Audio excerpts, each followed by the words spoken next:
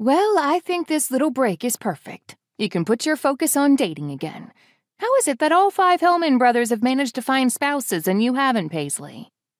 I rolled my eyes and focused on keeping the cell phone jammed between my ear and my shoulder as I hopped from my bedroom to the bathroom.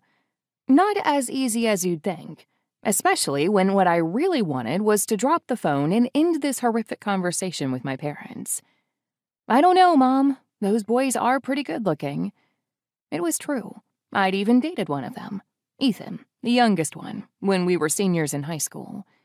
He'd been such a gentleman. He waited until we both turned 18 before taking my virginity.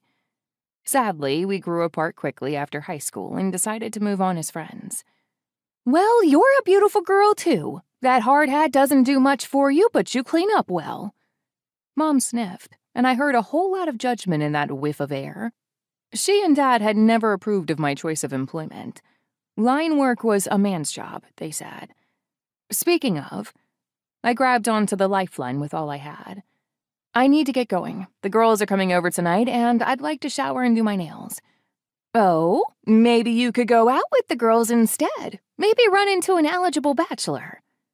I squeezed my eyes shut and counted to 10, the latest technique I was trying out to deal with my mother. Paisley? My eyes popped open on 10, and I didn't feel any calmer. That's a great idea, Mom. Thank you. You bet. I'm happy to help my girl find her future husband. I can't wait to show off my grandbabies. Mom sounded delusional, as usual. A giggle almost escaped at the rhyme.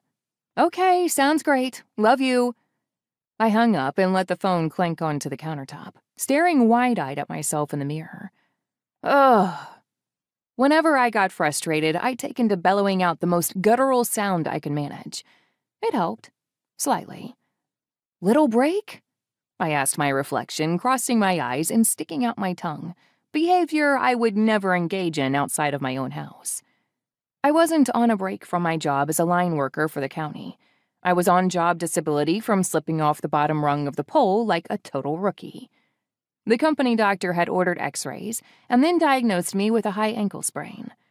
I'd been ready to suit back up and get out there, but my foreman had sent me home with an order not to come back for 4 weeks.